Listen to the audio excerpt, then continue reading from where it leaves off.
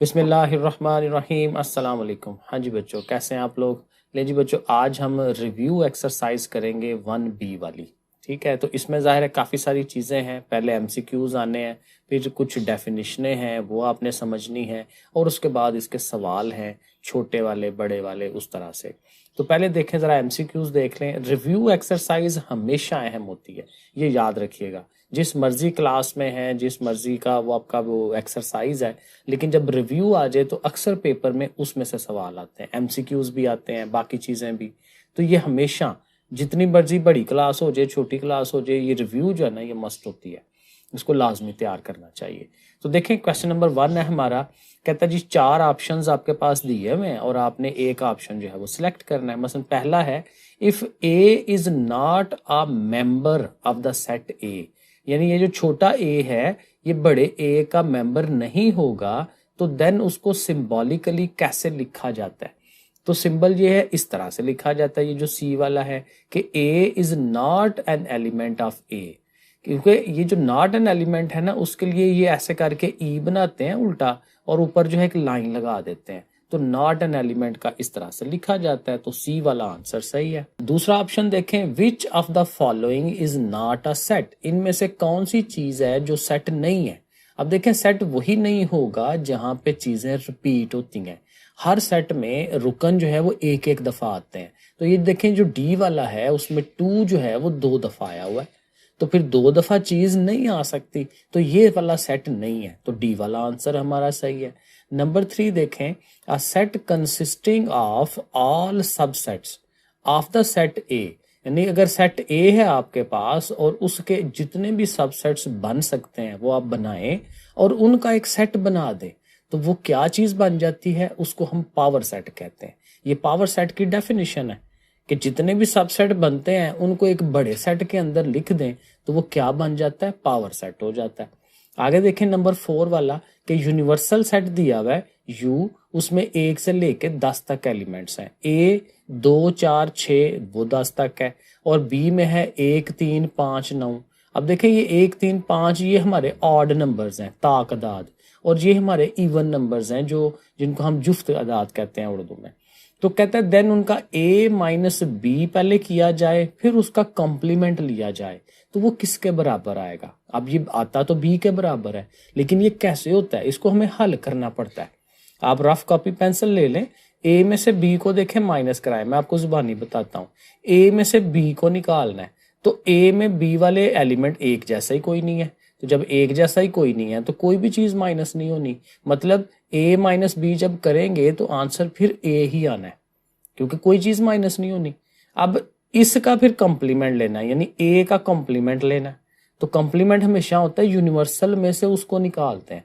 तो यूनिवर्सल में से जब आप a को निकाल देंगे तो a में देखें ना इवन नंबर्स हैं, तो इवन अगर निकल जाएंगे तो पीछे ऑड रह जाएंगे, तो आंसर आएगा ऑड नंबर्स। तो इस सारे का आंसर आएगा ऑड नंबर्स। तो ऑड नंबर कहाँ पड़े हुए हैं, ये बी वाले में पड़े हुए हैं। ठीक है, तो फिर बी वाला आंसर है। ये मैंने जुबानी आपको करके दिखाया है, आप इसको लिख के करके देखेंगे ना तो फिर भी आपको यही आंसर मिलेगा। नंबर 5 वाला देखते हैं, if P A power set of A, उसमें क्या है, एक खाली सेट है। जब भी हम सबसेट बनाते हैं एक एम्प्टी सेट होता है, खाली सेट, फिर सिंगल सिंगल होता है, ए का बी का ये सिंगल है, और ए और बी का इकट्ठा है। तो फिर कहता है जो सेट ए है वो किसके बराबर है। देखें, बड़े आराम से पता चल जाता है, ये जो लास्ट वाला हमारा सबसेट बनता है ना, ये वाला, यही असल सेट होता है। क्योंकि असल सेट को हमने एंड पे सबसेट जब बनाना होता है तो पूरे का पूरा सेट ऐसे लिख देते हैं। तो ये जो पूरा सेट है ए बी, यही असल में हमारा ए बी वाला ए सेट है। ठीक है, तो लास्ट वाले को देख लें, वो आपको पता चल जाता है लास्ट में जो भी हो। नंबर 6 है, प्रोपोर्शन मीन्स। प्रोपोर्शन का मतलब क्या होता है। प्रोपोर्शन असल में होता है 2 रेशियोज का कंपैरिजन करवाया जाता है। एक रेशियो इधर है, दूसरी रेशियो इधर है, तो दोनों के बीच में वो 4 नुक्ते लगाते हैं। 4 नुक्ते लगा लें या बीच में 2 बराबर के निशान लगा लें, एक ही बात है। तो इक्वालिटी ऑफ 2 रेशियोज, ये ए वाला सही है। 7 वाला, product of extremes is equal to, ये प्रोडक्ट ऑफ मीन्स होता है। वो हम बनाते हैं ना प्रोपोर्शन ए रेशो बी और प्रोपोर्शन सी रेशो डी। तो बाहर वाले को बाहर वाले से मल्टीप्लाई करते हैं, अंदर वाले को अंदर वाले से। तो जो बाहर को बाहर से करते हैं ना, तो वो क्या होता है, एक्सट्रीम्स होते हैं। जो दरमियान वाले होते हैं वो मीन्स होते हैं। तो ये याद रखना है, एक्सट्रीम्स और मीन्स। एक्सट्रीम बाहर बाहर वाले, मीन्स अंदर अंदर वाले। ठीक है, अब ये मेरे पास नहीं है तो मैं अब लिख के बताना मुश्किल है, जरा मैं ट्राई करता हूँ। ए ऐसे लिखा होगा, फिर रेशो होगी, फिर बी लिखा होता है, फिर डबल रेशो लिखी होती है ना, फिर सी लिखा होता है, फिर रेशो होती है ऐसे करके, और फिर डी लिखा होता है। ये देखें मैंने बना ही लिया। तो ये हम जब इसको इस सवाल को हल करना होता है तो इसको हमने ए को डी से मल्टीप्लाई करना होता है। इसको एक्सट्रीम कहते हैं, इनका प्रोडक्ट, इनको ज़रब, और प्रोडक्ट ऑफ मीन्स यानी बी और सी को ज़रब। ठीक है, तो ये दोनों एक दूसरे के बराबर रखे जाते हैं। तो product of extremes is equal to product of means. ये आपके सवाल हल करने का तरीका होता है। तो ये हमारा 7 वाला ओके है। 8 वाले में आ जाए, अ रिलेशन, कहता है एक रिलेशन है, ताल्लुक है, in which increasing one quantity causes proportional increase in the other. कहता है एक चीज को बढ़ाएंगे ना तो दूसरी भी उसके साथ उतनी ही बढ़े। ठीक है, तो ये कौन सी प्रोपोर्शन होती है, इसको हम कहते हैं डायरेक्ट, सीधी सीधी। एक बढ़ रही है, दूसरी भी बढ़ रही है, ये डायरेक्ट है। और अगर एक कम हो जाए और दूसरी बढ़े तो ये इनवर्स होती है, उल्टा ताल्लुक होता है। एक बढ़ जाए दूसरी कम हो जाए, एक दूसरे के उल्ट जाते हैं। तो एक दूसरे के उल्ट जाएंगे ना तो वो क्या होता है, इनवर्स। और एक सीधा जा रहा है, दूसरा भी सीधा जा रहा है, एक नीचे जा रहा है, दूसरा भी नीचे जा रहा है, दोनों की दोस्ती गाड़ी है, दोनों एक ही तरफ जाते हैं, तो वो क्या होता है, डायरेक्ट होता है।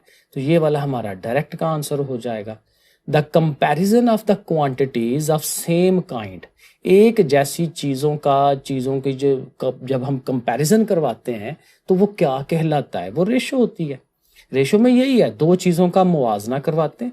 तो मेरे पास 10 रुपए हैं, आपके पास 15 रुपए हैं, तो रुपयों का मुवाजना कराया जा रहा है। एक जैसी चीज है, दो चीजों का मुवाजना, रेशो, इसको रेशो कहा जाता है।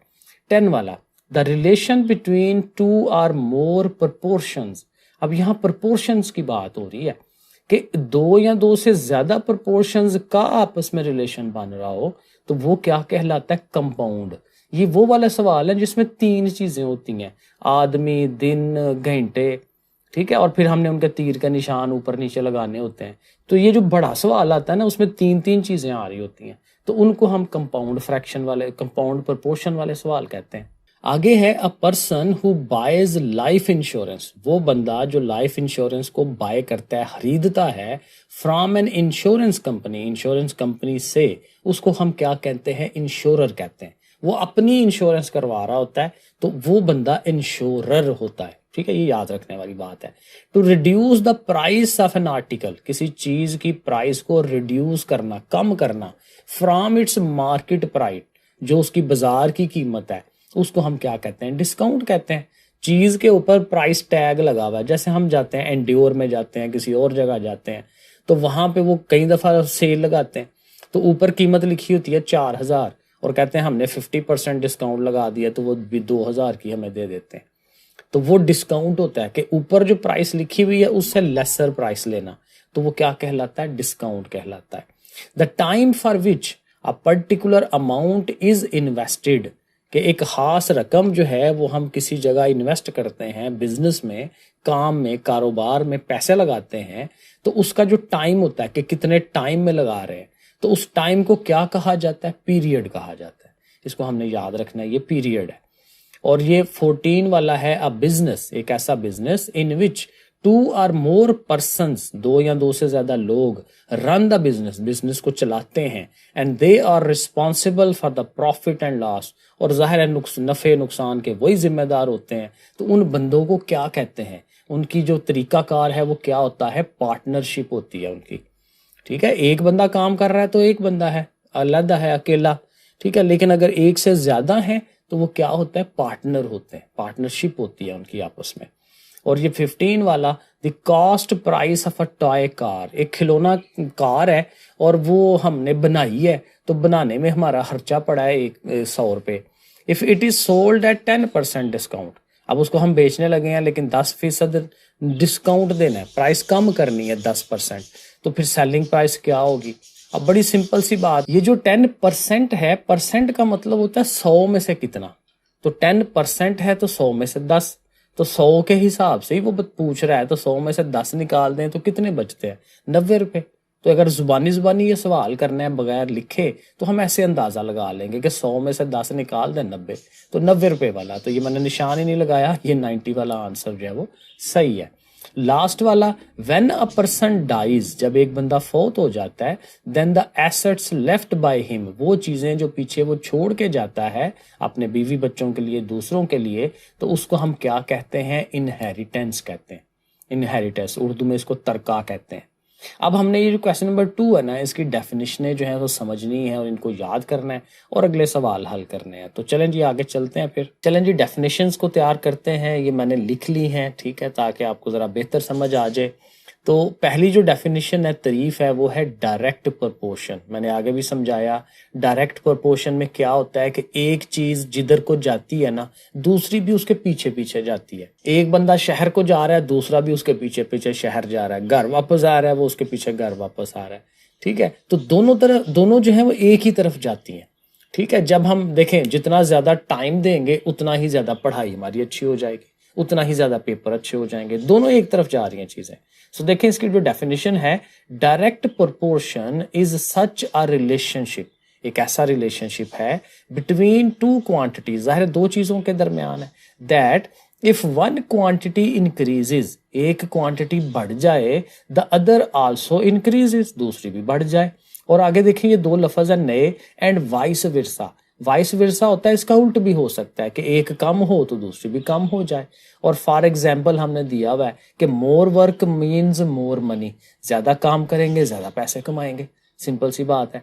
इनवर्स प्रोपोर्शन, इनवर्स उसका उल्टा है कि एक शहर को जा रहा है दूसरा घर वापस आ रहा है, उल्टा काम हो गया, ठीक है। Inverse proportion is such a relationship, ऐसा रिलेशनशिप है, ताल्लुक है, बिटवीन टू क्वांटिटीज, वही लाइनें वही अल्फाज ऊपर वाले इस्तेमाल कर लेंगे, such that if one quantity increases, एक क्वांटिटी एक चीज बढ़े, द अदर डिक्रीजेस, दूसरी कम हो जाए, एंड वाइस वर्सा, और उसका उल्ट भी हो सकता है कि एक कम हो और दूसरी बढ़ जाए। फॉर एग्जाम्पल मिसाल दी हुई है, मोर स्पीड, ज्यादा स्पीड आप देंगे किसी चीज को तो फिर क्या होगा, लेसर टाइम लगेगा आपका कहीं पहुंचने के लिए। आहिस्ता आहिस्ता जाएंगे तो ज्यादा टाइम लगना है, और ज्यादा स्पीड से जाएंगे तो थोड़ा टाइम लगेगा, तो एक दूसरे के उल्ट हो गई ना बात। तो ये क्या हो जाता है, इनवर्स प्रोपोर्शन। आगे है कंपाउंड प्रोपोर्शन, ये भी हमने वो एमसीक्यूज में देखा था, द रिलेशन बिटवीन टू और मोर प्रोपोर्शंस, दो या दो से ज्यादा प्रोपोर्शंस का आपस में जो ताल्लुक होता है, इज कॉल्ड कंपाउंड प्रोपोर्शन, ठीक है। और ये मिसाल इसकी वही के है कि एक ऐसा सवाल जिसमें 3 क्वांटिटीज होती हैं, 3 नंबर्स होते हैं और उनका हम सवाल हल करते हैं। लॉस परसेंटेज, लॉस होता है नुकसान और उसकी परसेंटेज निकालनी, ठीक है। तो when someone bears a loss, उसको नुकसान हो जाता है ड्यूरिंग अ ट्रांजैक्शन, किसी काम में, and the loss is expressed, और फिर लॉस जो होता है, नुकसान होता है, उसको एक्सप्रेस किया जाता है, जाहिर किया जाता है एज ए परसेंटेज, परसेंटेज की फॉर्म में, फीसद की शक्ल में, it is called loss percentage. और ये इसका फार्मूला है कि लॉस परसेंटेज किसके बराबर होता है, लॉस को आपने ऊपर रखना है, जितना नुकसान हुआ है 1000 का 2000 का वो ऊपर लिखना है, नीचे कॉस्ट प्राइस है कि आपका टोटल खर्चा कितना आया था वो नीचे रखना है, और ज़रबात देनी है 100 से। तो ये आपका फार्मूला है जिससे आप लॉस परसेंटेज निकाल सकते हैं। फिर डिस्काउंट है, डिस्काउंट भी हमने एमसीक्यूज में पढ़ा था। Discount means to reduce the price of an article, किसी आर्टिकल यानी चीज की प्राइस को रिड्यूस करना, कम करना, from its market price, market price से नीचे कर देना। तो फिर कैसे वो होता है फार्मूला कि मार्केट प्राइस में से सेलिंग प्राइस, जितने की हम बेच रहे हैं वो माइनस करेंगे। मिसाल के तौर पे ऊपर उसकी कीमत लिखी हुई है 10,000, ये मार्केट प्राइस है, और हमने बेची है 8,000 की सेलिंग प्राइस, तो 2,000 हुआ ना, तो 2,000 कैसे आएगा, 10 में से 8 को माइनस करेंगे, तो माइनस करवा के डिस्काउंट का पता चल जाता है। फिर एक होता है मार्कअप, मार्कअप असल में ये होता है बैंकों का सूद होता है, जो सूद हम तो नहीं लेते, वैसे बैंक लेते हैं, इस तरह कि बैंक जो है ना आपको उधार देते हैं पैसे, और उन उधार पैसों पे वो देखते हैं कि रेट क्या रखा हुआ है उसका और कितने सालों के लिए दिया है, ठीक है। उस हिसाब से फिर वो क्या कहते हैं, सूद डालते हैं, और असल कीमत भी वापस करनी होती है। तो देखें लिखा हुआ है when someone borrows from the bank, जब कोई बंदा बैंक से उधार लेता है, the bank in return, bank फिर क्या करता है, वांट सम एक्स्ट्रा मनी, वो कहता है भाई कुछ जायद पैसे दो मुझे, along with the actual money, जो असल पैसे हैं उनके साथ, वो भी देने हैं, असल पैसे भी और एक्स्ट्रा मनी भी देनी है, एक्स्ट्रा पैसे भी दे रहे हैं। दैट एक्स्ट्रा मनी, और वो जो एक्स्ट्रा मनी मिलती है बैंक को, उसको फिर हम क्या कहते हैं, मार्कअप कहते हैं। ठीक है जी। इनहेरिटेंस, ये भी हमने पढ़ा था आगे कि इनहेरिटेंस वो चीजें होती हैं जो एक बंदा फौत हो जाता है और पीछे छोड़ जाता है। When a person dies then the assets left by him, asset होता है जो उसकी चीजें हैं, कुछ भी, कोई भी चीजें, जमीन जायदाद रुपया पैसा, जो कुछ वो छोड़ गया पीछे, एसेट्स लेफ्ट बाय हिम, जो वो पीछे छोड़ गया, आर कॉल्ड इनहेरिटेंस। और एक लाइफ इंश्योरेंस है। लाइफ इंश्योरेंस ये होता है कि कोई बंदा ना अपनी जिंदगी की इंश्योरेंस करा लेता है कि भाई मैं अगर फौत हो जाता हूँ तो मेरे पीछे जो बच्चे हैं, बीवी हैं, उनको कुछ एक्स्ट्रा पैसे मिल जाए। तो वो किसी कंपनी के साथ डील कर लेता है, इंश्योरेंस कंपनी के साथ, और उनको कहता है कि भाई मैं महीने के महीने आपको जो है वो इतने इतने पैसे देता रहूँगा। तो कंपनी कहती है जी ठीक है, एक खास टाइम के बाद अगर आप नहीं मरते, ठीक है, तो उस टाइम के बाद आपको वो सारा पैसा भी दे देंगे, उसके अलावा भी दे देंगे। लेकिन अगर उस दौरान बंदा फौत हो जाता है तो जितने वो उन्होंने आपस में डील किया होता है ना कि लेट्स सपोज जी 25 लाख एंड पे बनेगा, तो वो 25 लाख अगर बंदा 10 साल बाद ही फौत हो जाता है, 5 साल बाद ही, तो घर वालों को सारे के सारे पैसे मिल जाते हैं तो पिछलों को फायदा हो जाता है, लेकिन बंदा तो बेचारा फौत हो जाता है। तो इसके अल्फाज देखें, लिखा हुआ है life insurance is the agreement, ये एग्रीमेंट होता है, मुआहिदा होता है बिटवीन द पॉलिसी ओनर मतलब जो बंदा अपनी इंश्योरेंस करा रहा है, एंड द इंश्योरेंस कंपनी, और जो कंपनी साथ कर रही है, for an agreed time period, एक खास टाइम के दौरान। कंपनी क्या अग्री करती है, राजी होती है, टू पे बैक अ सम, एक खास रकम, इक्वल टू ओरिजिनल अमाउंट, जो भी रकम उन्होंने आपस में डिसाइड की होती है, एंड द प्रॉफिट, और उसके ऊपर जो सूद लग जाता है वो भी, at the end of the agreed period, जो उनका एक पीरियड है, जो टाइम उन्होंने 10 साल का है, 20 साल का है, और ऑन द डेथ, या फिर बंदा फौत हो जाए, जैसे मैंने कहा बंदा पहले ही फौत हो जाए, या एक और काम भी है, क्रिटिकल इलनेस, ऐसी बीमारी लग जाए जो जान नहीं छोड़ने वाली, ठीक है, तो तब भी उस बंदे को पैसे जो है वो मिल जाते हैं। तो ये लाइफ इंश्योरेंस है। बाद लोग करवाते हैं, बाज नहीं कराते, बाज कहते हैं मजहबी तौर पे ये सही नहीं है, तो बहरहाल अल्लाह बेहतर जानता है। एक व्हीकल इंश्योरेंस है, गाड़ियों की इंश्योरेंस, और ये क्या होती है, इट प्रोवाइड्स अ प्रोटेक्शन। गाड़ी की इंश्योरेंस करा लेते हैं कि गाड़ी कहीं ठुक जाए, कहीं लग जाए, तो वो चूंकि इंश्योरेंस कराई होती है, तो कंपनी वाले, जो इंश्योरेंस की कंपनी वाले हैं, वो फिर पैसे देते हैं, तो बंदा बच जाता है कि उसको खुद पैसे नहीं लगाने पड़ते। इट प्रोवाइड्स अ प्रोटेक्शन, ये एक हिफाजत होती है, against the risks to the vehicle, जो गाड़ी को खतरात होते हैं उसके खिलाफ। द अमाउंट ऑफ पॉलिसी, इसमें भी पॉलिसी का अमाउंट का मतलब कि जो रकम वो कह रहे हैं, in this case depend on the actual value of the vehicle. कितने पैसों पे वो एग्री होते हैं, जो वो देखते हैं कि उस गाड़ी की असल कीमत क्या है, करोड़ों में है तो उस हिसाब से होती है, लाखों में है तो उस हिसाब से होती है। लें जी, ये हमारी डेफिनेशनें जो है वो पूरी हो गई हैं। अब हम सवालों की तरफ जाते हैं। चले जी, क्वेश्चन नंबर 3 पे आ जाते हैं। यहाँ देखें क्या करना है। पहला जो पार्ट है इसमें उसने कहा हुआ है कि ऑल सबसेट्स बनाएं।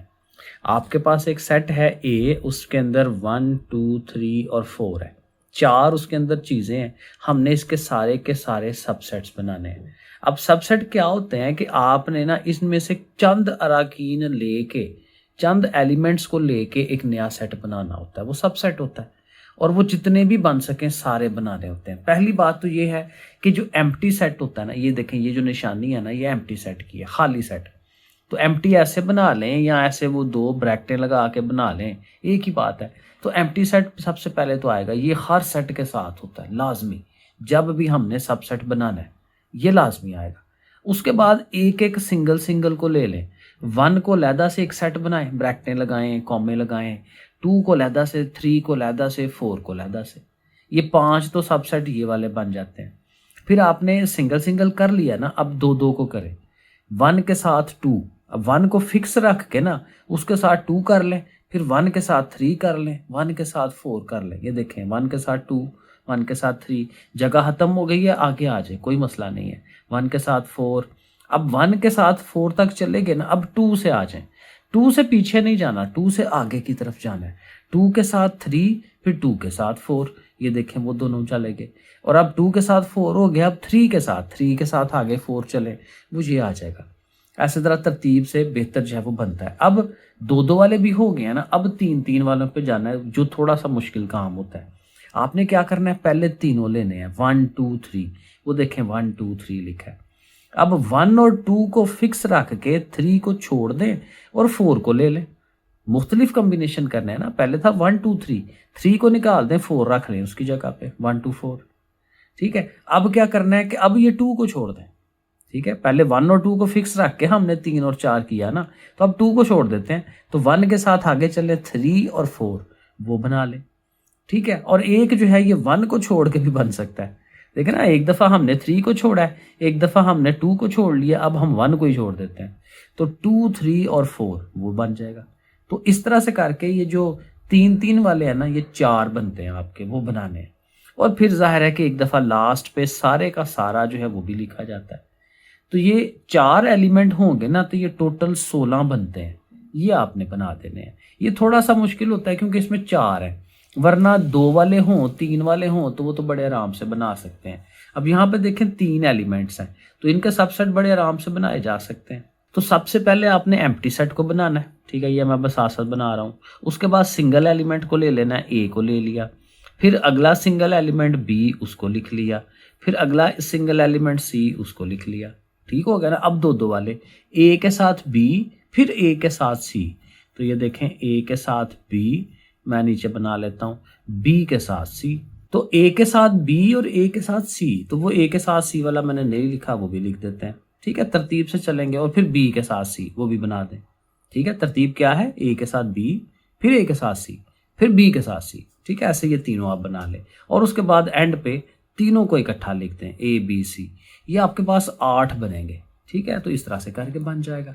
तो ये हमारा जो क्वेश्चन नंबर 3 है ना, ये मुकम्मल हो जाता है, क्योंकि इसमें हमने सिर्फ सबसेट ही बनाने थे। अब जो क्वेश्चन नंबर 4 है ना, उसमें कह रहा है पावर सेट बनाएं। अब पावर सेट ये होता है कि होते सारे सबसेट ही हैं, सारे जितने हमने सबसेट बनाए हैं ना, उन सब को एक बड़ी ब्रैकेट के अंदर लगा देते हैं, एक बड़ा सेट बना देते हैं उनका। एक बड़े से सेट के अंदर वो सारे सेट होते हैं, तो वो पावर सेट हो जाता है। अब ये सी है, इसमें देखें 3 एलिमेंट हैं, 2 4 6। इसके सारे सबसेट बना लें। एम्प्टी 2 अकेला, 4 अकेला, 6 अकेला, फिर 2 के साथ 4, 2 के साथ 6, फिर 4 के साथ 6। ठीक है, फिर 2 4 6, सारे सबसेट बना लिए ना। अब आप इससे थोड़ी सी बड़ी ब्रैकेट लगा लें। ये देखें, ऐसे इधर को लगा ली और इस तरह से करके इधर को लगा ली।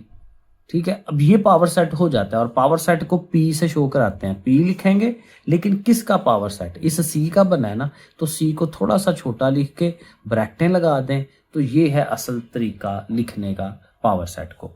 अब इसी तरह से ये एक और सेट का उसने डी सेट का कहा है, इसका भी बनाएं। तो इसमें भी चूंकि 4 रुकन है, तो 4 रुकन वाला जैसे हमने ये पीछे बनाया था ना, एग्जैक्ट ऐसे बनाना है। पहले एम्प्टी, फिर प्लस को अकेला, माइनस को, मल्टीप्लाई को, डिवाइड को, सबको अकेला अकेला। फिर 2 2 का जैसे मैंने आपको पिछले सवाल में समझाया, वो 2 2 का करें। फिर 3 3 का उसी पैटर्न पे करें जैसे मैंने पिछला समझाया। तो सारे ये बन जाएंगे 16 के 16। इनको आप ब्रैकेट में रखें। और वही बात है, कोई ज़रूरत, मतलब अगली लाइनों में जा सकते हैं आप, कोई मसला नहीं है। और बस एंड पे जाके आपने इसको बंद कर देना है। स्टार्ट से बंद करना है और एंड से बंद करना है। और पीछे इसके लिख दें कि ये पावर सेट किसका है, डी का है। तो बस हो गया ये। क्वेश्चन नंबर 5 पे आए। यहाँ पे है जी, ये एक यूनिवर्सल सेट है, 1 2 3 4 अप टू 10 तक वैल्यूज हैं। ए के अंदर है 1 3 5 7 और बी में है 2 4 6 8 10। ठीक है, अब इस पे ये डिमॉर्गन का जो कानून है ना, वो हमें साबित करना है। और ये क्या होता है, ए यूनियन बी ब्रैकेट में होता है और उसके ऊपर कंप्लीमेंट होता है। और इधर अलग अलग कंप्लीमेंट होता है, लेकिन उसका इंटरसेक्शन होता है। इधर यूनियन है, इधर इंटरसेक्शन है। इंटरसेक्शन को उर्दू में हम तकाते कहते होते थे, यूनियन और तकाते। अब इन दोनों साइडों को हमने साबित करना है। तो पहले ये वाली लेफ्ट हैंड साइड होती है, इसको हमने हल करना है। ब्रैकेट के अंदर वाली चीज को हमेशा पहले हल करते हैं, ए यूनियन बी। तो आप लिखें ए यूनियन बी, ए को सारा लिखें, यू लिखें, आगे बी को लिख लें। अब इनको इकट्ठा करना है, तो अगर तरतीब से लिख सकते हैं तो अच्छी बात है। 1 के बाद 2 है, फिर 3 है, 4 है, 5, प्रॉपर एक गिनती बनती जाएगी। लेकिन 9 नहीं है दोनों तरफ, तो 7 8 के बाद 9 नहीं आएगा, 10 आ जाएगा। ये हमारा ये यूनियन भी हो गया। अब हमें क्या करना है, इसका कंप्लीमेंट लेना है। तो कंप्लीमेंट के लिए ऊपर सी तो इसका फार्मूला होता है, जिस चीज का भी कंप्लीमेंट लेना है उसको यूनिवर्सल में से माइनस कराते हैं, ये यूनिवर्सल है। इसमें से हमने सब्ट्रैक्ट करवा देना है, माइनस करवा देना है इस वाले को जिसका हमें कंप्लीमेंट लेना है। ठीक है, तो आप u को दोबारा सारा लिखेंगे क्योंकि u हमारा क्या था, 1 से लेकर 10 तक सारे एलिमेंट्स, ये काम में डॉट डॉट लगाए हुए हैं तो इसका मतलब है सारे एलिमेंट्स हैं। और a यूनियन b हमने ये निकाला है, वो सारे का सारा आप लिख दें। अब ये सारे कट जाने हैं इसके साथ, 1b 2 3 4 5 6 7 8 10, तो पीछे क्या रह जाना है 9, क्योंकि इधर तो सारी नंबर्स है ना, तो यहाँ जो 9 आ रहा होगा वो कटेगा नहीं क्योंकि इधर 9 नहीं है, तो सिर्फ 9 ने बचना है, बाकी सब ने कट जाना है। तो 9 जो बचेगा वो हमारा आंसर होगा। ये हमारी लेफ्ट हैंड साइड हो गई है। तो जब हो जाए तो उसको इक्वेशन नंबर 1 का नाम दे दें। अब आप RHS यानी राइट हैंड साइड लिखें और इसको हल कर लें। हल में इसमें क्या करना है, राइट हैंड साइड में हमें a का अलहदा से कंप्लीमेंट लेना है, b का अलहदा से लेना है। तो a कंप्लीमेंट का वही formula u minus a, universal में से a को निकालना है। ठीक है, तो वही बात, u को लिखें सारा, माइनस आगे a को लिखें। 1 3 5 7 कटेगा, इधर से भी 1 3 और 5 और 7 कट जाएगा, तो जो बाकी चीज़ें यहाँ बचती हैं वो लिख देंगे। यहाँ पे फिर वही बार बार ज़हन में रखा करें कि 1 से लेकर 10 तक चीज़ें हैं, तो जो बचेगा वो लिखना है। ये देखें 2 बच रहा है, यहाँ पे 4 भी बच रहा होगा क्योंकि 4 तो नहीं था, 4 नहीं कटा। तो इसी तरह 2 4 6 8 9 10 ये सारी वैल्यूज आ जाएंगी। और इसी के साथ b कॉम्प्लीमेंट, फिर u माइनस बी, फिर दोबारा से वो सारा लिखें, u को लिखें, b को लिखें, और ये 2 4 6 8 10 के अलावा जो बाकी यहाँ चीज़ें हैं वो आ जाएंगी। मसलन 1 आएगा, फिर 3 आएगा, 5 आएगा, 7 आएगा। ठीक है ना, तो क्योंकि ये पूरी गिनती है ना 1 से लेकर 10 तक, तो ये कट गए तो बाकी रह गए, वो आ गया।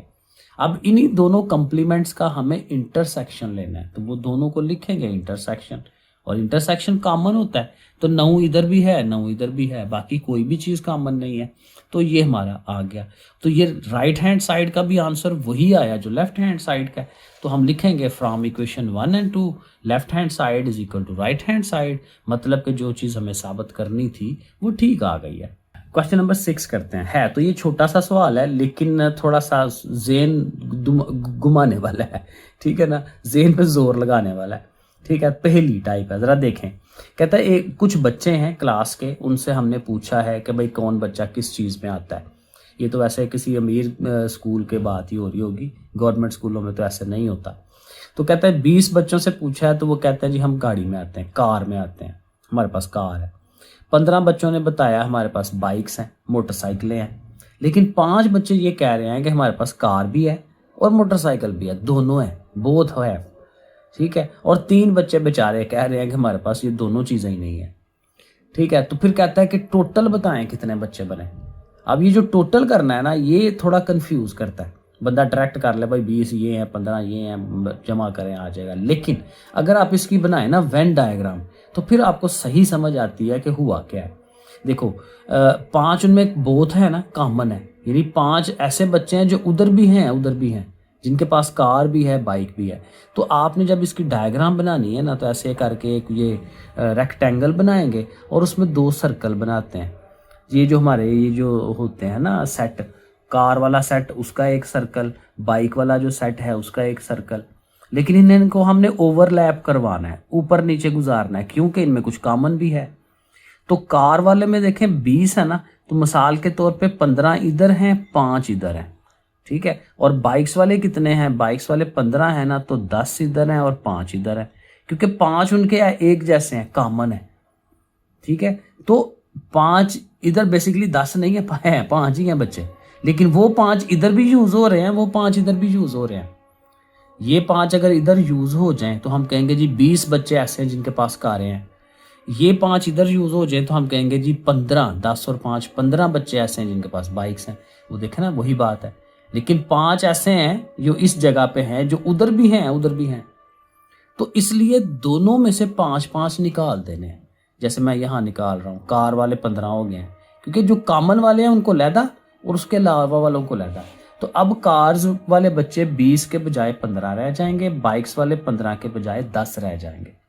और बोथ वाले कितने हैं, जिनके पास दोनों गाड़ी भी है और बाइक भी है, वो कोई 5 है जो हैं, और जिनके पास कोई नहीं है वो 3 है। अब इनको करें जमा, 15 और 10 25, 25 और 10 30, 30 और 3 33। तो टोटल बच्चे 33 थे। तो ये इसका आंसर है। क्वेश्चन नंबर 7, यहाँ पे क्या है जी, मिसिज रियाज है, रियाज साहब की बेगम है, उन्होंने एक ड्राइवर रखा हुआ है, ठीक है। उस ड्राइवर को 5 दिन का जो काम उससे करवाती हैं 2500 रुपये दे देती हैं उसको, ठीक है। ये उसकी तनख्वाह है 5 दिन काम करने की 2500 रुपया। वट अमाउंट विल शी पे फॉर 10 days, और अगर 10 दिन तक काम करवाएं उनसे उस ड्राइवर से तो कितने पैसे देंगी। ये बड़ा सिंपल सा है, जुबानी भी हो जाता है कि 5 दिनों में 2500 दिया है, 10 दिन चूंकि दिन डबल कर लिए तो उसको भी डबल कर दें, 5000 हो जाएगा। लेकिन इसको लिख के करना है हमने, एक तरफ डेज लिखने हैं, एक तरफ उसकी सैलरी लिखनी है। 5 दिन है तो 2500 रुपया है, 10 दिनों में कितनी सैलरी होगी उसको आप एक्स कह लें। ये मैंने पीछे समझाया था कि जो एक्स वाला तीर है वो हमेशा हम ऊपर को लगाते हैं, डायरेक्शन बतानी होती है। और ये साथ देखना होता है कि दोनों का डायरेक्ट रिलेशन है या इनवर्स है। 5 दिन है तो 2500 सैलरी है, ज्यादा दिन हो गए हैं तो सैलरी भी ज्यादा, ये चीज ज्यादा हुई है तो ये भी ज्यादा हुई है, दोनों एक ही डायरेक्शन में जा रहे हैं, डायरेक्ट प्रोपोर्शन है। तो जब डायरेक्ट प्रोपोर्शन होती है तो तीर के निशान ऊपर को ही हम लगाते हैं। फिर इसको लिखते कैसे हैं, जहां से तीर शुरू हो रहा है वो रकम पहले, जिधर को तीर जा रहा है वो बटे में आती है ओवर में, x ओवर 2500 और 10 ओवर 5 वो लिख देंगे, बराबर का निशान बीच में। अब इसे हल करना है, ये ओवर में इधर आके मल्टीप्लाई होना है, ज़रब होना है, इधर तकसीम इधर मल्टीप्लाई, तकसीम ज़रब में जाता है, ज़रब तकसीम में जाता है, प्लस वाला माइनस में जाता है, माइनस वाला प्लस में जाता है। तो 5 एक बार 5, 5 2 बार 10 और 2 से इसको ज़रब देंगे 5000। तो ये तो हल हो जाएगा। लेकिन साथ उसने कहा इसको ग्राफ भी करें, ग्राफ भी बनाएं। तो ग्राफ भी मैंने पिछली इसकी एक्सरसाइज में समझाए हुए सारे। तो आपने क्या करना है, एक लाइन फुट्टे से इधर को लगानी है, एक लाइन ऊपर को लगा देनी है। अब इधर अगर आप दिन ले लेते हैं तो दिन हमारे 5 थे या 10 थे, तो 1 2 3 4 गिनती करके करेंगे ना तो 10 तक चीज कवर हो जाती है। इधर जो है हमारे पास सैलरी थी, सैलरी एक तो 2500 आई है, एक 5000 आई है, तो ज्यादा से ज्यादा 5000 है ना, तो इधर हमने 5000 तक शो करानी है चीज। तो आप 1000 का गैप रख लें ताकि 5000 आ जाए बीच में। अब पहले 5 दिनों में 2500 था, तो यहाँ से 5 से आगे बढ़ाएं, उधर से 2500 किधर है, 2000 और 3000 के बीच में, ठीक है ना। तो इसको ऐसे डॉटेड स्केल के साथ लेके आए, मैं तो ऐसे जुबानी कर रहा हूँ ना, तो आपने स्केल के साथ लाना है और वहां पे एक छोटा सा नुक्ता लगा लेना, मेरा नुक्ता भी बड़ा हो गया। और उसके बाद 10 दिनों में 5000 है, तो 10 दिनों वाले को भी आप स्केल के साथ ऊपर बढ़ाएं और उधर से जहां 5000 आ रहा है उसको ऐसे सीधा लेके आए, जहां दोनों मिलेंगे वहां एक नुक्ता बना लें। ठीक हो गया। अब आपने स्केल लेना है, फुटा रखना है, इसके ऊपर ऐसे सीधा रखना है और सीधा रख के ऐसे आपने इनको मिला देना, तो मिला के एक लाइन बनेगी। ये लाइन जो है इसका ग्राफ होती है। तो ये हमारा क्वेश्चन हो गया। एक और है क्वेश्चन नंबर 8, बिल्कुल उसी तरह ही है। हमने क्या किया है, गाड़ी में पेट्रोल डलवाया, लीटर कितने लीटर डलवाया जी, 20 लीटर, और हम उससे फासला हमने तय किया 160 किलोमीटर। 20 लीटरों में 160 तक जाती है गाड़ी। अब कहता नहीं भाई हमने 160 पे नहीं जाना, हमने और आगे जाना है, मरी जाना है, ठीक है, आगे गिलगित बल्तिस्तान जाना है, 360 किलोमीटर आगे जाना है। तो इतनी दूर जाना है तो उसके लिए कितना पेट्रोल डलवाना पड़ेगा वो हमें नहीं पता, उसको एक्स कह ले, या फिर वही जो एक्स वाली साइड होती है उसका तीर तो ऑलवेज ऊपर को लगाते हैं। डिस्टेंस जो है वो आप जरा गौर कर लें कि जी 160 किलोमीटर जाना था तो हमने 20 लीटर डलवाया है, और अगर उससे ज़्यादा डिस्टेंस जाना है तो लॉजिक यही कहती है कि पेट्रोल भी ज़्यादा डलवाएं। तो डिस्टेंस भी ज़्यादा हो गया, पेट्रोल भी ज़्यादा हो गया, दोनों डायरेक्ट हैं, तो डायरेक्ट में तीर ऑलवेज ऊपर को लगाते हैं। तो x/20 जैसे पीछे समझाया, और जी तीर इधर से शुरू हुआ है 360/160 लिख लें, 20 जाके उधर मल्टीप्लाई होगा। आप कटवाएं शटवाएं, 0 से 0 कटवा लें, 2 एक बार 2, 2 8 बार 16, 8 से इसको कटवाएं, 45 आ जाएगा सीधा सीधा। ठीक है कि 45 लीटर पेट्रोल डलवाएंगे तो फिर आप 360 किलोमीटर तक जा सकते हैं।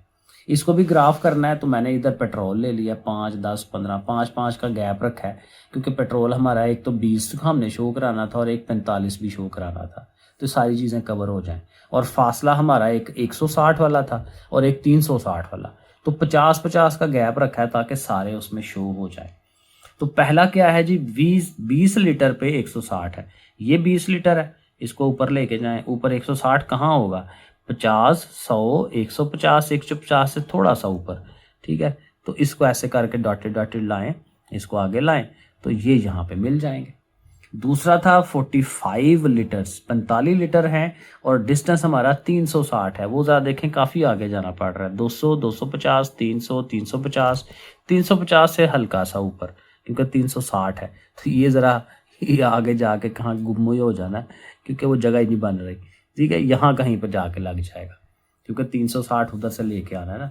तो फिर वही स्केल रखें और स्केल रख के इनको ऐसे करके मिला लें, एक सीधी लाइन बन जाएगी, तो ये इसका ग्राफ बन जाना है। ठीक हो गया। आगे क्वेश्चन नंबर 9 है, इसका मैंने ग्राफ नहीं बनाया, खुद बना लें। ठीक है, आप लोगों को अब समझ आ गई है। तो इसमें क्या है जी, आदमी है और दिन है। हमने क्या कर रहे हैं जी, बंदे लगाए हुए हैं और हमने एक दीवार बनवानी है। 15 बंदे लगाए हैं और उन्होंने वो जो दीवार बनाई है पता नहीं कितनी बड़ी थी, कि 85 दिन लगे हैं उनको, 85 डेज लगे हैं। अब कहते हैं कि चलो जी, वो क्या करते हैं, बंदे कम कर लें, 5 बंदे कम कर दें, छुट्टी पे चले गए। तो अब वही दीवार, उतनी ही दीवार बड़ी बनानी होगी, तो कितने दिन लगेंगे। फिर उसी तरह आप इसको तीर का निशान ऊपर को लगाएं। 15 बंदे मिलकर 85 दिनों में काम खत्म कर देते हैं, 85 डेज में खत्म कर देते हैं। लेकिन अब तो बंदे थोड़े हो गए, तो जब बंदे थोड़े हो गए हैं तो अब तो दिन ज़्यादा लगेंगे। बंदे थोड़े हो रहे हैं, दिन ज़्यादा लग रहे हैं। एक चीज़ थोड़ी हो रही है, दूसरी बढ़ रही है। उल्टा हो गया ना, इन्वर्स हो गया। ठीक है, इन्वर्स वाला काम हो गया, उल्टा काम, कि एक चीज़ कम हो रही है, बंदे कम हो रहे हैं, लेकिन दिन फिर ज़्यादा लग रहे हैं। तो फिर ये इन्वर्स वाला जो ताल्लुक होता है उसमें तीर नीचे को जाता है। जब हमने लिखना है तो क्या करना है, x/85, और अब इसका तीर यहाँ से शुरू है, तो 15 ऊपर और 10 नीचे, 15/10। और अगले स्टेप में इस 85 को इधर लाएंगे, इधर डिवाइड हो रहा है, इधर मल्टीप्लाइड बाय 85, और कटवाएंगे शटवाएंगे सारा जो भी करना है, और इसे हल कर लेंगे, आंसर आ जाएगा। 5 2 बार 10, 5 3 बार 15, और 85 और 3 को ज़रब दें 255, और 2 नीचे है, 2 से डिवाइड कराएं 127.5। ठीक है, 127 दिन पूरे लगने हैं और एक आधा दिन लगना है उनका। लेकिन जाहिर आधे शादे को बीच में नहीं डालते, हम कहते हैं भाई 128 दिन लग ही जाने हैं उन्होंने। ठीक है जी, 128 दिन लग जाने हैं। तो इसका ग्राफ भी आप बना सकते हैं। ठीक है, 10वां सवाल देखें। यहाँ कहता है जी, कुछ हमारे पास लाइंस हैं, शेर हैं, नवाज शरीफ वाले शेर नहीं, ठीक है, असली वाले शेर। ठीक है, तो 10 शेर है हमारे पास, और वो 10 दिन लगा के ना 500 किलो जो गोश्त है वो खा जाते हैं। ठीक है, ज़ाहिर है जू रखा होगा, चिड़ियाघर रखा होगा। तो बहरहाल, तो अब कहता है कि अगर हमने 5 दिन ही गुजारा करवाना हो, गोश्त उतना ही है 500 किलो। ठीक है, 500 किलो ही गोश्त है, लेकिन हम कहते हैं कि नहीं भाई 5 दिनों में ख़त्म हो जाए, तो कितने लाइंस जो हैं वो ऐसा करेंगे, कितने लाइंस जो हैं 5 दिन में ही खा जाएंगे। अब जाहिर है नज़र आ रहा है। अब देखें, पहले तो इसका तीर का निशान लगाए ना ऊपर को, इसने इस्तेमाल ही नहीं हो रहा, क्योंकि पहले भी 500 है, अभी 500 है, इसको छोड़ दें, ये असल काम है। पहले दिन 10 थे, अब 5 हो गए हैं। तो अब क्या हुआ कि 10 लाइंस जो हैं वो 10 दिन गुजारा करते हैं, तो 5 दिन में ही ख़त्म करना है, तो क्या ख्याल है, लाइंस तो फिर ज़्यादा हो जाएंगे। दिन कम हुए हैं, लाइंस बढ़ रहे हैं, तो इसका भी तीर हमारा नीचे को आना है, ये भी इन्वर्स वाला है। तो x/10 और इधर से 10/5, ये देखें, और फिर ये वाला 10 उधर जाएगा, ऊपर आ जाएगा, 5 1s are 5, 5 2s are 10, तो 2 10s are 20, कि भाई 20 लाइंस होने चाहिए। वही बात है, जैसे आपने इसको आधा किया है तो इसने उधर डबल हो जाना है, क्योंकि हम कह रहे हैं बस 5 दिन में ख़त्म हो जाए गोश्त। पहले तो 10 दिनों में ख़त्म हो रहा था, तो 5 दिन में ही ख़त्म कराना है, तो फिर लाइन ज़्यादा होने चाहिए। तो कितने ज़्यादा होने चाहिए, 10 और होने चाहिए, 20 हो जाएंगे। तो इसका भी ग्राफ बड़े आराम से बना सकते हैं आप। एक तरफ आपने इधर लाइंस शो करा लेने हैं, इधर दिन शो करा लेने हैं। तो पहले 10 लाइंस हैं और 10 दिन हैं, तो इधर से 10 यहाँ से और उधर से जो 10 डेज हैं उनको आप मिला दें, तो ऐसे बन जाएगा हमारा। उसके बाद कितने हैं जी, 5 दिन हैं और लाइंस 20 हो गए हैं, तो लाइंस जो हैं वो 20 हो गए हैं और दिन 5 है, 5 ये हैं, इनको मिलाएं। तो अब देखें वही बात है, जो इन्वर्स वाला होता है ना, इन्वर्स वाली जो लाइन बनती है वो इस तरह से करके बनती है, इस तरफ को बनती है इन्वर्स वाली। जो हमारी डायरेक्ट वाली होती है ना वो ऐसे जाती है, ऊपर की तरफ जाती है, ये ऐसे जाती है इन्वर्स वाली। ठीक है, तो बहरहाल ऐसे करके ग्राफ बनेगा। 11 वाला क्वेश्चन यहाँ पे कहता है कि हम एक फैक्ट्री लगाई हुई है और हम कोई आइटम्स बना रहे हैं, पंखे बना रहे हैं, कोई और चीज़ बना रहे हैं। तो हम क्या करते हैं, हमने 10 मशीनें पहले लगाई हुई हैं और एक दिन के अंदर हम उन 10 मशीनों से 200 आइटम्स, पंखे, कुछ भी चीज़ बना लेते हैं। अब कहते हैं नहीं, हम 10 नहीं 4 मशीनें और खरीद लेते हैं, और ले आए 4 मशीनें, और अब एक दिन नहीं 4 दिन काम करना है। दिन भी बढ़ा लिए हैं, मशीनें भी बढ़ा ली हैं। तो उससे क्या होगा, कहते हैं आइटम्स कितने होंगे, तो जाहिर है आइटम्स भी ज़्यादा ही हो जाने हैं। तो बहरहाल पहला काम तो यही है कि एक्स वाला तीर आपने ऊपर को लगा देना है। फिर अब चूंकि यहाँ दो चीज़ों को चेक करना है, तो आप एक को समझे है ही नहीं है, यहाँ पे डेज नहीं है, छोड़ दें इसे। मशीनों का इसके साथ चेक कर लें। 10 मशीनें हैं, 200 आइटम्स बना रही हैं। 14 मशीनें हो जाएंगी, ज़ाहिर है ज़्यादा बना लेंगे। मशीनें भी ज़्यादा हुई हैं, चीज़ भी ज़्यादा बननी है, डायरेक्ट रिलेशन है, ऊपर को जाएगा। अब मशीनों को भूल जाएं कि भाई ये यहाँ पे हैं, दिनों का और इसका, क्योंकि हमेशा ताल्लुक इसके साथ ही देखना होता है, एक्स वाली चीज़ के साथ। तो एक दिन में 200 बनते हैं, 4 दिनों में कितने बनेंगे, ज़ाहिर है वो 800 बन जाएंगे, ज़्यादा होंगे। तो दिन भी ज़्यादा हुए हैं, आइटम भी ज़्यादा हुए हैं, तो इसका रिलेशन भी ऊपर को ही जाना है, डायरेक्ट है। तो अब हल करना शुरू कर दें।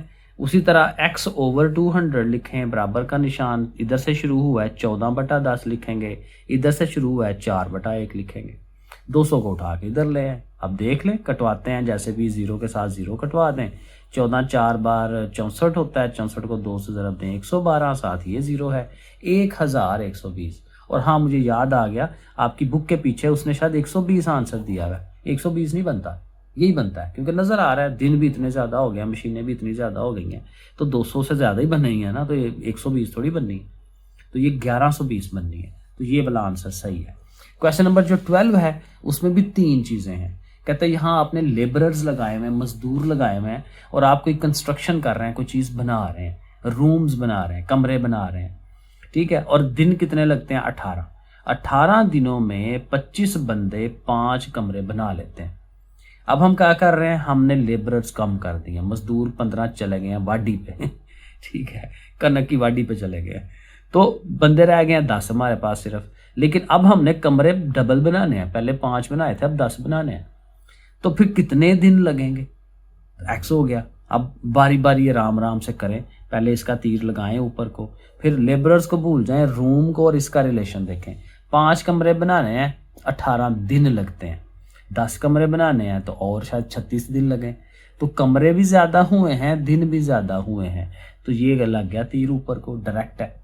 अब इसको भूल जाए, रूम्स को, लेबर का इसके साथ ताल्लुक। 25 बंदे लगाए हुए हैं, 18 दिनों में काम खत्म कर लेते हैं। लेकिन अब अगर आप 10 बंदे लगाएंगे तो क्या ख्याल है, ज़्यादा दिन लगेंगे। तो लेबर कम हुई है लेकिन दिन ज़्यादा हो रहे हैं, उल्टा ताल्लुक हो गया ना इन्वर्स का। तो इन्वर्स वाले में फिर तीर जो है वो नीचे को लगता है। तो जब तीर सही लग जाए तो आगे से हल करना तो आसान है। x ओवर 18, 10 ओवर 5 और 25 ओवर 10 वो हमने लिख दिया। 18 को उठा के उधर ले जाएं, यहाँ से देखेंगे 10 वैसे ही कट रहा है।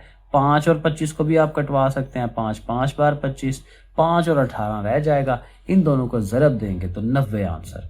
90 दिनों में ये सारा काम कंप्लीट हो जाएगा। लें जी 13 वाले पे आते हैं। अब और डिफरेंट सवाल आ गए हैं, क्योंकि ये रिव्यू एक्सरसाइज है तो सारे मिक्स सवाल आने हैं। यहाँ पे कहते हैं हमने कोई एक चीज़ जो है ना खरीदी है, कॉस्ट आई है, यहाँ समझ लें कि हमने बनाई है चीज़, फैक्ट्री लगाई हुई है, फुटबॉल बनाया है। तो फुटबॉल जो बनाया है ना, उस पर जो खर्चा आया ना सारा, वो 5000 रुपये आया। अब हमें कितने की वो चीज़ पड़ गई है, 5000 रुपये की। अब हम उसको बेच रहे हैं 4500 की ये अजीब ही मसला हुआ है, सस्ती बेचनी पड़ गई है हमें, ठीक है। तो बेची हम कितने की है, हमने 4500 रुपये। लेकिन वो ये कहता है कि उसके ऊपर जो वो जो दुकानदार था, उसने उसके ऊपर जो एक प्राइस टैग लगाया हुआ था ना, वो ये इस हिसाब से लगाया हुआ था कि उसकी जो कॉस्ट प्राइस है ना 5000, उससे उसने 25% ज़्यादा, 25% ज़्यादा प्राइस लगाई हुई थी। मिसाल के तौर पे अगर ये 5000 है ना, तो शायद उसने ना कोई 6500 कीमत उसके ऊपर लगाई हुई थी, टैग लगाया हुआ था। अब ये दुकानदारों की बड़ी होशियारी होती है कि चीज़ खुद बनी है 5000 की, लेकिन उसके ऊपर प्राइस टैग लगाया है 6500 का, 7000 का, 8000 का। और उस पे टैग लगाने के बाद वो क्या कहते हैं जी लो जी हम आप आवाम को डिस्काउंट देने लगे हैं, 15%, 20%। ये एंड्योर वाले, बाकी दूसरे वो इस तरह करते हैं, बड़ी बड़ी शॉप्स वाले, ठीक है। तो टैग बड़ा लगा के कीमत कम करके दिखाया, बड़ा डिस्काउंट किया जी आपको। तो वो यही कर रहा है कि उसने कह रहा है 25% ज़्यादा का टैग लगाया उसके ऊपर, मार्केट प्राइस से ज़्यादा। तो कह रहा है कि अगर तो वो 4500 की बेचता है तो फिर डिस्काउंट उसने कितना दिया है। अब उस डिस्काउंट का पता चलाने के लिए उसकी जो मार्केट प्राइस है वो पता चलानी पड़ेगी कि उसने टैग लगाया कितने का था। ये तो मैंने ऐसे ही बना दिया ना, तो उस टैग का हमें पता चलाना है। तो हमें पता है 25%, जब भी देखें मुनाफा होता है ना, तो आप ये करते हैं कि 100 में 25 को जमा कर लेते हैं। जब नुकसान हो ना, 100 में से उस नुकसान को माइनस, अगर 25% नुकसान होता ना, हमने 100 में से 25 को माइनस करा देना था। ये टोटका याद रखें। जब मुनाफा होता है तो 100 में 25 जमा करनी है, 125 हो जाएगा। परसेंटेज का 100 नीचे लगाएंगे और मल्टीप्लाई बाय वही जो उसकी कॉस्ट प्राइस है वो लिखेंगे। इसे हल करें, ये 20 कटवा दें, 125 ज़रब 5 करेंगे तो ये 625 आएगा, साथ ये 0। यानी ये हमें पता चल गया कि ऊपर उसने प्राइस का टैग क्या लगाना है, 6250 रुपये। 1250 उसने एक्स्ट्रा लगाना है उसके ऊपर कि भाई इतने की चीज़ है। लेकिन जब कस्टमर लेने आता है उसको कहता है चलो जी आपको डिस्काउंट दे रहे हैं, आपको 4500 की बेच रहे हैं। अब ये असल कीमत ये लगी हुई है ना, ठीक है, तो कितने की बेच रहा है, 4500 की। तो इन दोनों को माइनस कर लेंगे तो पता चल जाएगा डिस्काउंट कितना मिल रहा है। ठीक है, तो हम इन दोनों को माइनस कराएंगे, डिस्काउंट इज इक्वल टू दोनों को माइनस किया तो 1750 रुपये डिस्काउंट दे रहा है, वरना मार्केट प्राइस ये है। लेकिन अच्छा कस्टमर आ गया, उसको कहा भाई आपको हम 4500 की दे रहे हैं, तो दोनों को माइनस करा दें, 1750 डिस्काउंट आ गया। कहता है ये जो डिस्काउंट आया ना, इसको परसेंटेज में शो कराएं। काम थोड़ा लंबा है, डिस्काउंट मालूम हो गया, अब इसकी परसेंटेज निकालनी है। जिसकी भी परसेंटेज निकालनी है उस रकम को ऊपर लिखना है, नीचे असल प्राइस यही है क्योंकि इसके लिहाज से डिस्काउंट दिया है ना। पिछली प्राइस को भूल जाएं, कास्ट प्राइस को, क्योंकि इसको मद्देनजर रखते हुए डिस्काउंट दिया है, तो इसको नीचे लाना है। ठीक है, जिसका परसेंटेज बनानी है उसको ऊपर रखें, असल रकम को नीचे रखें, मल्टीप्लाइड बाय 100। इसको फिर हल करें, 10 ये कटवा दें, बाकी वो आप 5 के टेबल में कटवाएं वगैरह वगैरह, ये मैंने करके भी दिखाया हुआ है। 5 2 बार 10, 5 से इसको कटवाएंगे ये आएगा। इन दोनों को ज़रब दिलाएं, 125 से डिवाइड कराएं। ठीक है, ये अब आपकी ज़रब तकसीमें हैं।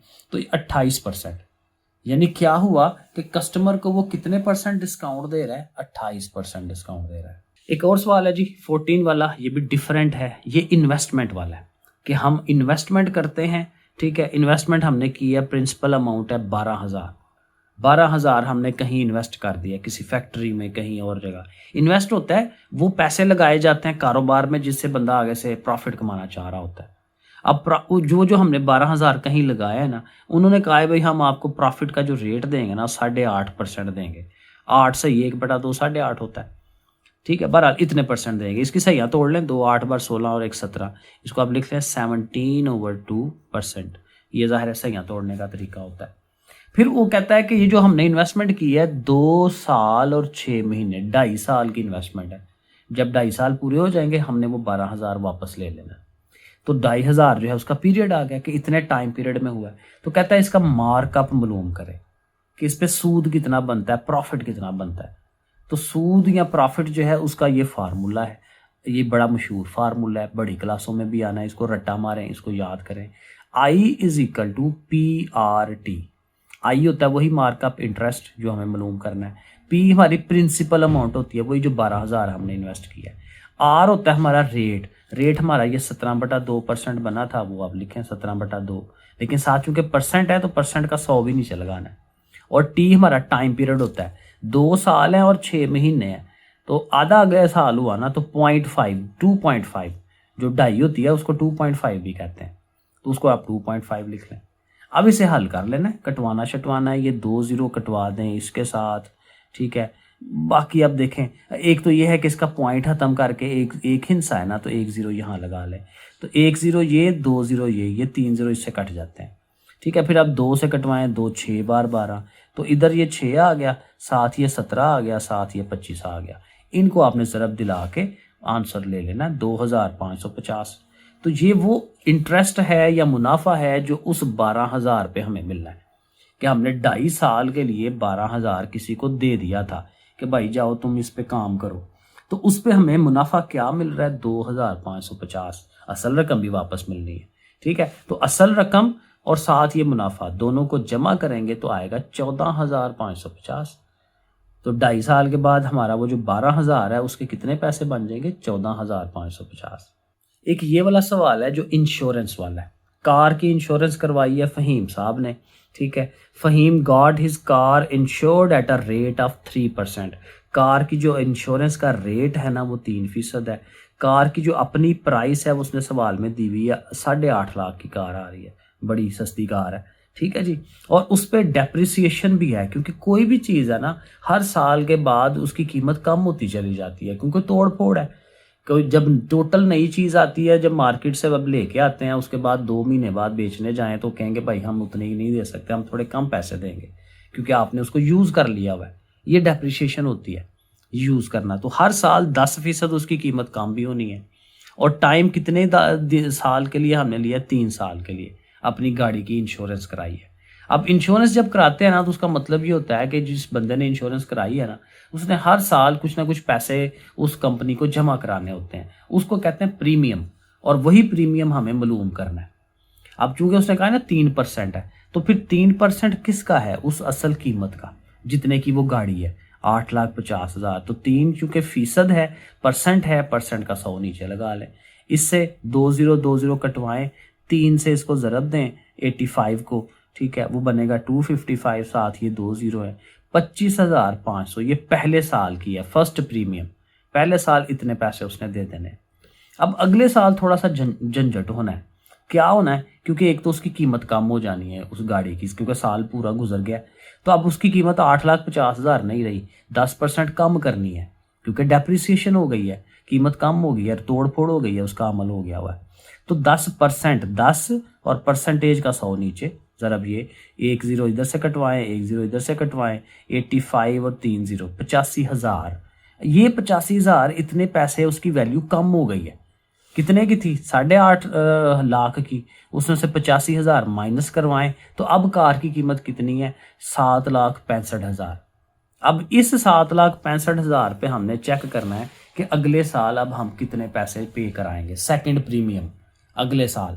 वही 3 क्योंकि 3 का परसेंटेज है, ऊपर पीछे भी हमने ये किया, 3/100 ज़रबे अब ये जो 7,65,000 बनाया, फिर 2 0 2 0 कटवा के 3 से इसको ज़रब दे के 22,950 आ जाएगा कि इस साल हमें थोड़े कम पैसे देने हैं, क्योंकि उसकी कीमत कम हो गई है। अब अगले साल फिर वही काम होना है, एक और साल जब गुजर रहा है, क्योंकि 3 साल है ना, अब तीसरे साल पे हम आ गए हैं। तीसरे साल फिर ये जो 7,65,000 है, उसमें से 10% कम होना है। 10/100 लिख के 0 0 कटवा दें, तो 7,65 और 2 0, 76,500। इतनी प्राइस और कम हो गई है। तो पहले कितनी थी? 7,65,000, उसमें से 76,500 माइनस करें, 6,88,500। अब ये कीमत रहेगी ये गाड़ी की। इस कीमत के ऊपर फिर वही 3% लगाए, क्योंकि तीसरे साल भी तो प्रीमियम देना है, पैसे देने हैं वो जो है कंपनी को। तो ये कटवाएं, फिर 2 0 2 0, इसको 3 से ज़रब बनाएं, 20,655। तो तीनों साल हमने जितने पैसे देने हैं वो पता चल गया। तीसरे साल 20,000 है, दूसरे साल हमारा 22,000 आया था, और पहले साल 25,000 आया था। तो इन तीनों को अगर आप जमा करा लेंगे, तीनों को जमा कराएंगे, तो टोटल प्रीमियम का पता चल जाएगा, 69,105। ये है असल इसका आंसर। 16 वाला क्वेश्चन देखें, ये थोड़ा सा आसान है। कहता है जी, असलम ने बिजनेस अपना स्टार्ट किया था 35,000 रुपये से। 3 महीने के बाद एक और उसका दोस्त आ जाता है, अकरम, वो भी आता है, कहता है जी मेरे 4,000 भी डाल लो इसके अंदर, और मैं भी जो मुनाफा नुकसान होगा हम देख लेंगे। फिर 6 माह गुजरते हैं तो असगर आ जाता है, उसका तीसरा दोस्त आ जाता है, वो कहता है मेरे पैसे भी डालो, 5,000 वो भी डाल लेता है अपने। अब पूरा जब साल गुजरता है ना, तो 1,620 रुपये मुनाफा मिलता है, थोड़ा सा। तो अब ये जो मुनाफा है तीनों लोगों में डिस्ट्रीब्यूट करना है, लेकिन जाहिर है जिसके पैसे ज़्यादा हैं, जिसने ज़्यादा देर तक पैसे लगाए हैं, उसको ज़्यादा मिलने चाहिए। तो हम पहले तो लिख लेंगे ना, असलम, अकरम, असगर। असलम के 35 है, उसके 4,000 है, उसके 5,000 है। तो एक तो ये पहले ही थोड़ा सा सिंप्लीफाई हो सकता है, 3 0 सबके कटवा दे, तो ये 35 रह गया, ये 4 रह गया, ये 5 रह गया। लेकिन अब बीच में ये लाना है कि किसने कितनी देर तक पैसे लगाए। जो पहला असलम था ना, उसने पूरा साल पैसे लगाए हैं, पूरे साल में 12 महीने होते हैं, 12 से ज़रब दिलाते हैं इसको। ये जो अकरम है, अकरम ने 3 माह के बाद आया था ना, तो 12 में से 3 निकाले, 9 महीने उसके पैसे लगे, तो 9 से उसे ज़रब दिला दें। और जो असगर है वो 6 माह के बाद आया, तो उसके 6 महीने के लिए पैसे लगे हैं, उसको 6 से ज़रब दिलाए। 420, 36 और 30 इनको कटवाएंगे। फॉर एग्जांपल 2 के टेबल में कटवाएं, ये 2 के टेबल में, ये 2 के टेबल में, ये, और फिर ये शायद 3 के टेबल में होता है, 3 के पहाड़े में, और इसको कटवाएंगे, तो फिर हमारे पास ये आ जाएगी 70, 6 और 5, ये इनकी रेशो आ जाती है। अब चूंकि इनके हिस्से करने अलग अलग, इन तीनों रेशोज़ को जमा करते हैं, सम ऑफ रेशोज़ वो मालूम करते हैं, 81 आएगा। अब तीनों का अलग अलग शेयर, जो असलम है उसका शेयर निकालना है, तो असलम की अपनी रेशो 70 है ना, वो 70 आएगी ऊपर, थोड़ी ये सही नहीं लिखा हुआ, 70 ओवर में ये जो सम ऑफ रेशो 81 आई है, ज़रब 16 20, 81 से कटवाएंगे ना, 81 दो बार ये बनता है तो 20 आ जाता है ये, और साथ ये 70, 20 और 70 को ज़रब देंगे 1400, तो असलम के पैसे 1400, ज़्यादा पैसे वही ले गया क्योंकि बहुत ज़्यादा पैसे उसने लगाए थे और ज़्यादा देर तक लगाए थे। अकरम का हिस्सा लेंगे आना है, तो अकरम की अपनी रेशो 6 है, वही 81 वही 1600, वही कटवाएंगे, 20 आएगा, 20 को 6 से ज़रब देंगे 120, और फिर असगर का शेयर निकालना है, तो असगर की अपनी 5 थी, ठीक है ना, रेशोज़ यहाँ से लेनी है हमने, ये 70 6 और 5 इनको हम यूज़ कर रहे हैं, तो 5/81 ये, फिर कट के 20 को 100 रुपया, तो असगर को कितना मिलना है, 100 रुपया मिलना है। लेकिन जी लास्ट वाला क्वेश्चन है 17 वाला, और ये इनहेरिटेंस वाला है कि एक बंदा फौत हो जाता है, पीछे चीज़ें छोड़ जाता है, ये भी पूरी एक्सरसाइज की हुई है हमने, अगर आपने तफसील से समझना है वहाँ से समझ लें। 6,55,275 पे छोड़ के बंदा फौत हो गया, उसके कफन दफन पे पैसे लगेंगे हैं 5,275, कर्जा उसने लिया हुआ था 50,000, तो सबसे पहले बाकी लोगों को देने से पहले पहले ये पैसे दिए जाते हैं, तो 6,55,000 में से इन दोनों को माइनस करवाएंगे, माइनस करा दिया, पीछे टोटल एग्जैक्ट 6 लाख बचता है रिमेनिंग। अब इनमें सबसे पहले उसकी विडो को देते हैं, तो उसकी बेवा को हिस्सा देना होता है, चूंकि बच्चे हैं तो 1/8 8वां हिस्सा 1/8, साथ ही 8 से इसको तकसीम कराएं 75,000 आएगा, बेवा को कितने पैसे चले गए, 75,000 चला गया। अब क्या करना है, उस 6 लाख में से 75 चला गया ना, तो माइनस करवाएं, 5 रह गया, 5 25 रह गया पीछे। अब एक बेटा है उनका और एक बेटी है, बेटे को डबल देते हैं, पीछे भी मैंने समझाया, बेटी को आधा देते हैं, बेटे को इसलिए देते हैं डबल क्योंकि उसने घर चलाना होता है, ठीक है, तो बेटे को डबल दे देना है, बेटी को 1 दे देना है, तो यहाँ फिर वही सम ऑफ रेशो, इसकी 2 है इसकी 1 है, टोटल मिलके 3 हो गई। अब बेटी का हिस्सा निकालना है, तो उसकी अपनी रेशो ऊपर, टोटल रेशो नीचे, मल्टीप्लाइड बाई ये 1/3 मल्टीप्लाइड बाई ये, तो ये देखें share of daughter 1/3 multiplied by ये, 3 से आपको इसको डिवाइड कराना है, 175 आ जाएगा, और चूंकि बेटे को डबल दिया जाता है तो 175 को 2 से ज़रब दिला दे, ठीक है, डबल करना है ना, तो वो कितना बन जाएगा 3,50,000। तो ये हमारा सारे सवाल हो गए, बड़ी मुश्किल से ही हमने ये एक्सरसाइज फिनिश की है, लेकिन जाहिर है कि इसमें चीज़ें ज़्यादा थी। ठीक है जी, ओके, फिर अल्लाह हाफिज़।